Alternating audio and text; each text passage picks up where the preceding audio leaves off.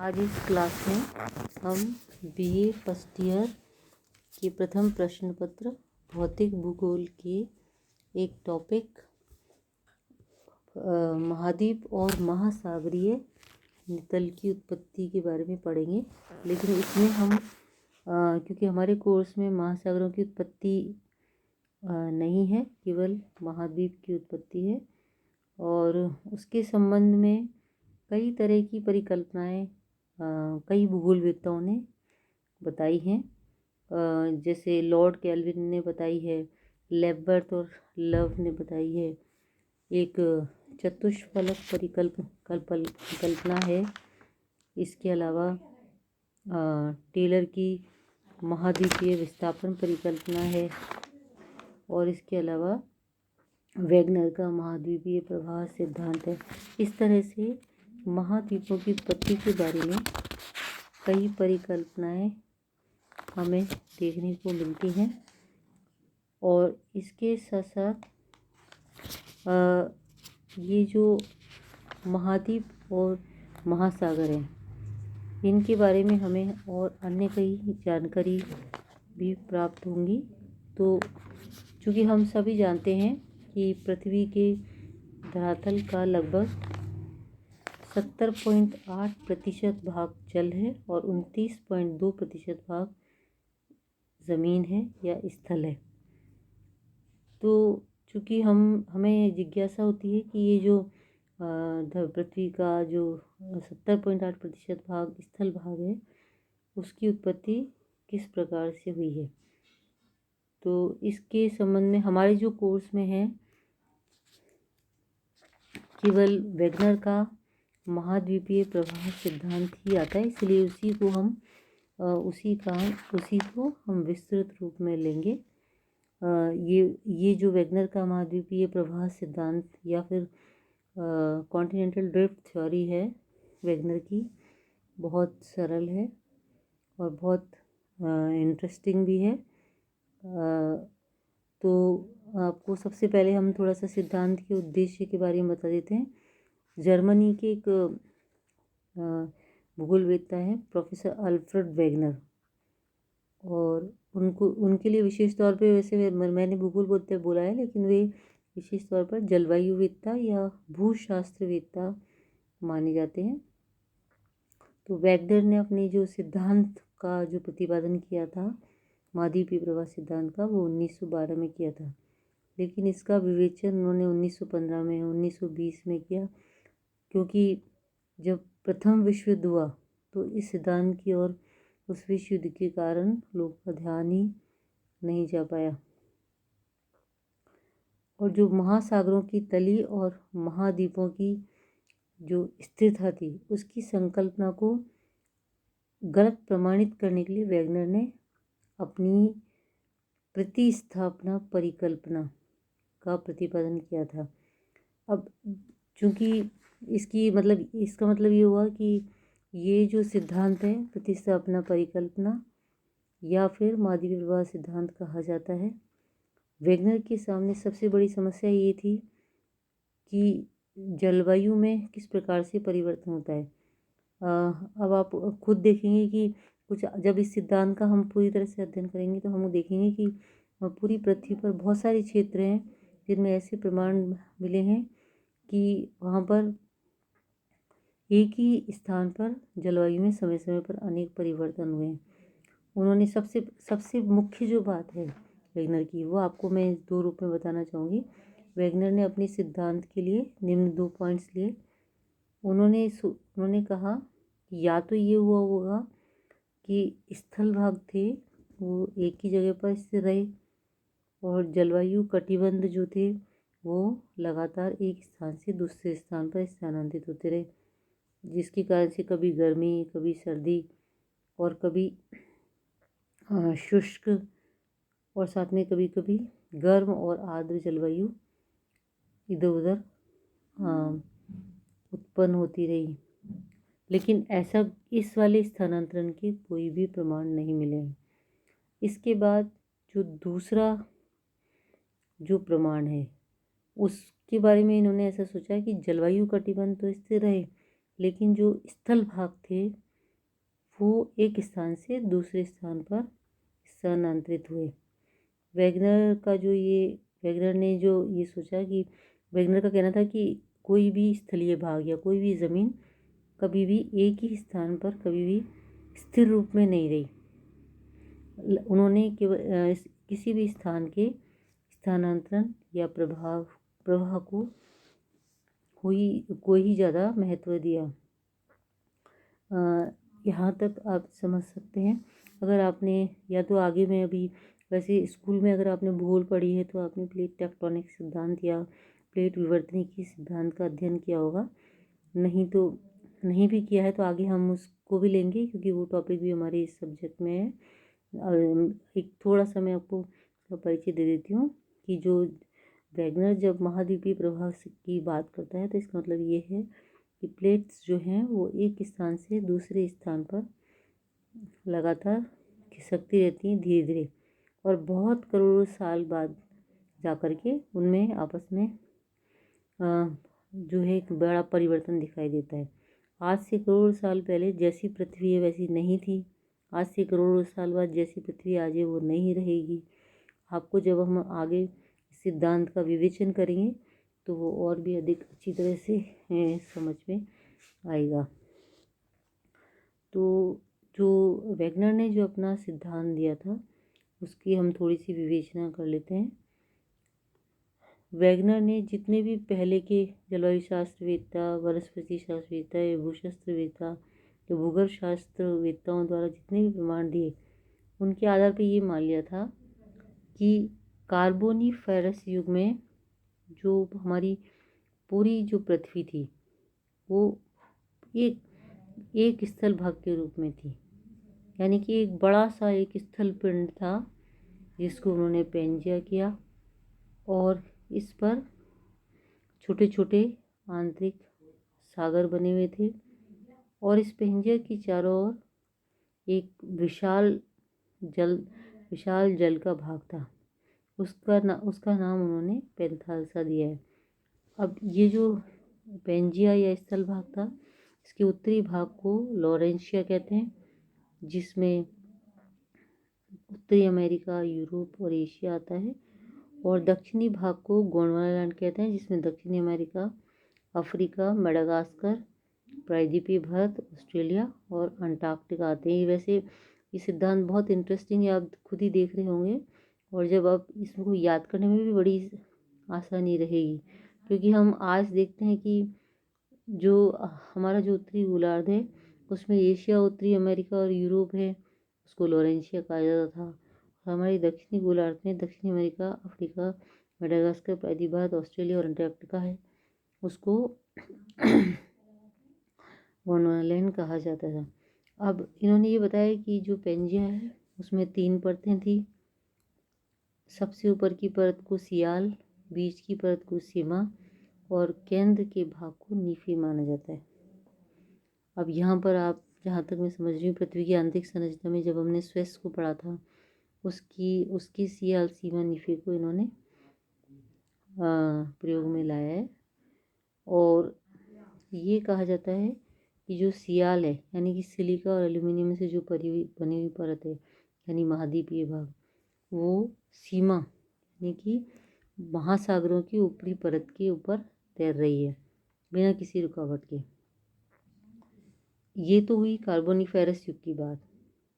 Carboniferous युग में दक्षिणी ध्रुव जो था अफ्रीका में, वर्तमान में जो डरबन या जिसे नेटाल कहते हैं उसके पास यानी पेंजिया के मध्य में था।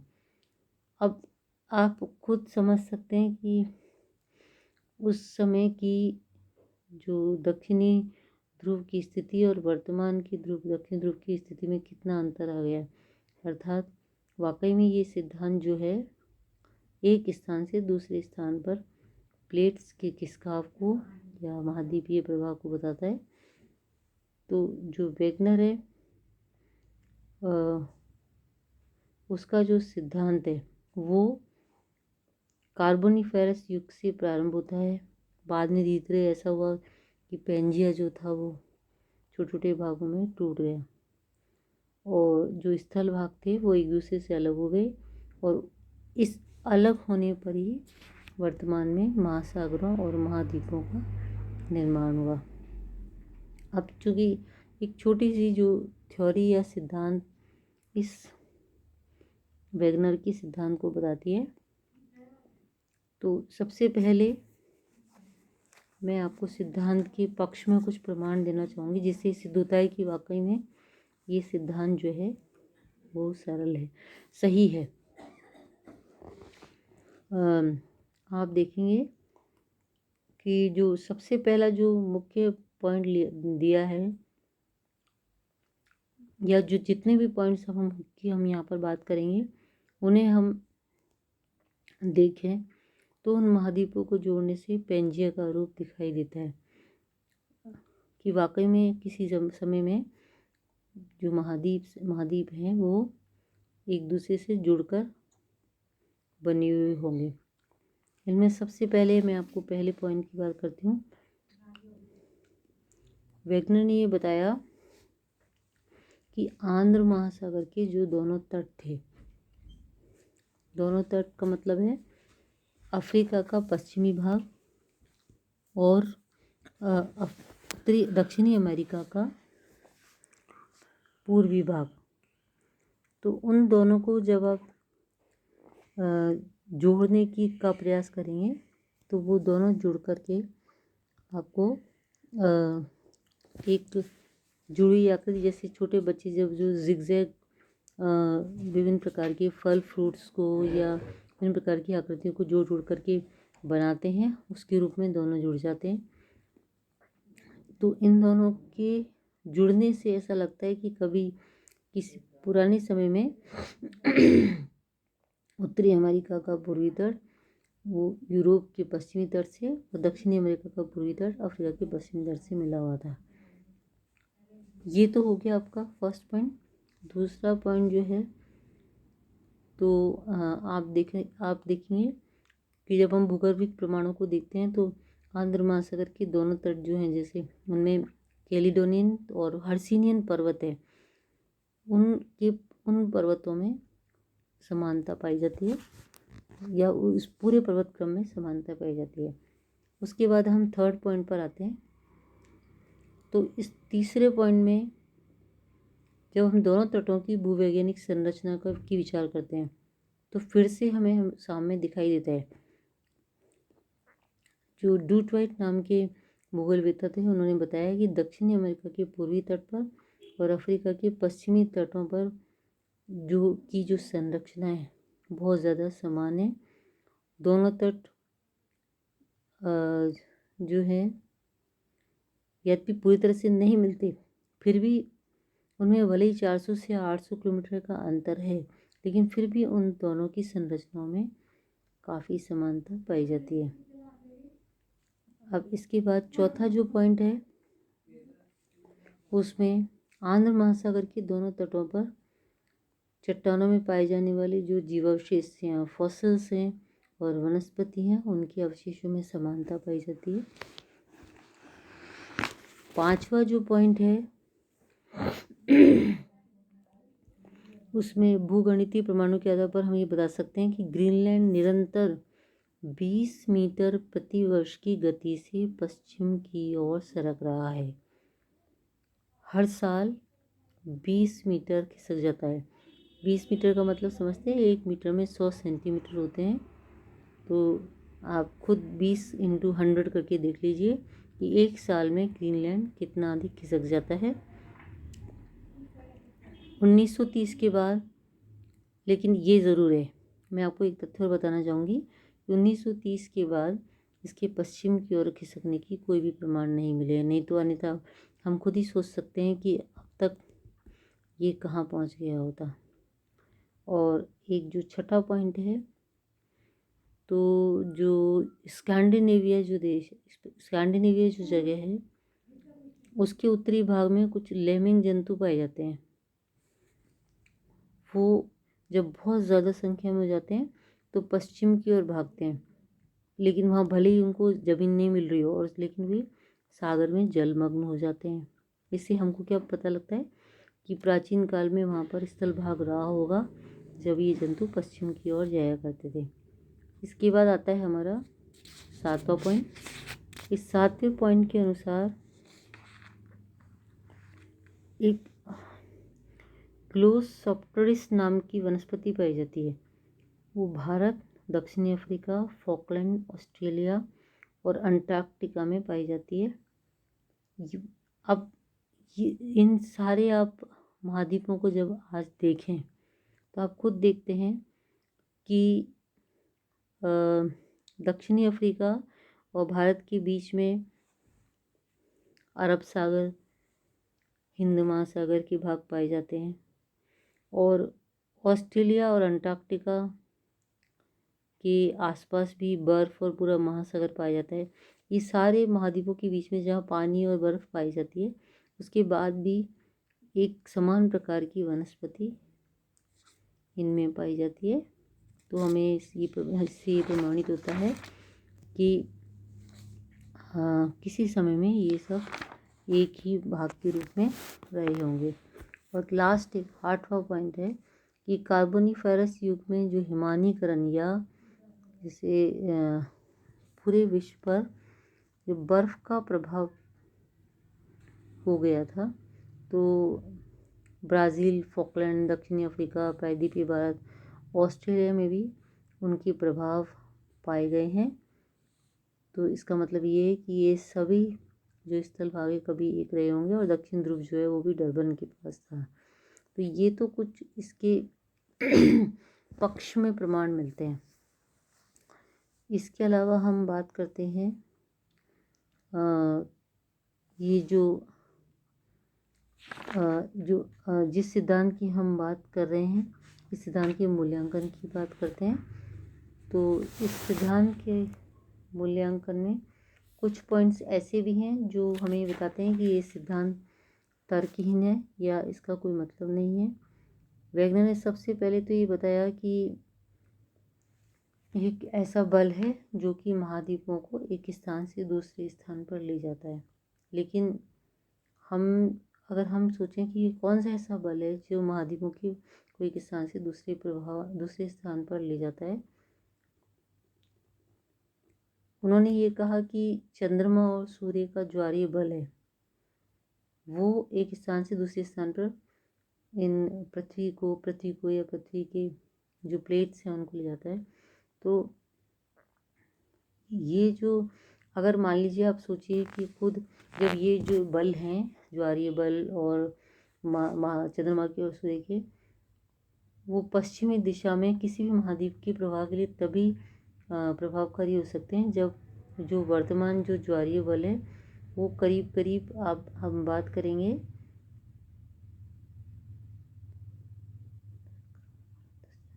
कम से कम 90 खरब गुना अधिक हो। अब जो इतने अधिक जब हम बल की बात करते हैं तो इतना अधिक जो बल है वो तो पृथ्वी के परिभ्रमण को एक ही वर्ष में बंद कर देगा। तो और इसी कारण से हम लोग जिस दूसरे जो गुरुत्व बल की बात करते हैं उसके आधार पर भी महाद्वीपों में प्रभाव नहीं हो सकता,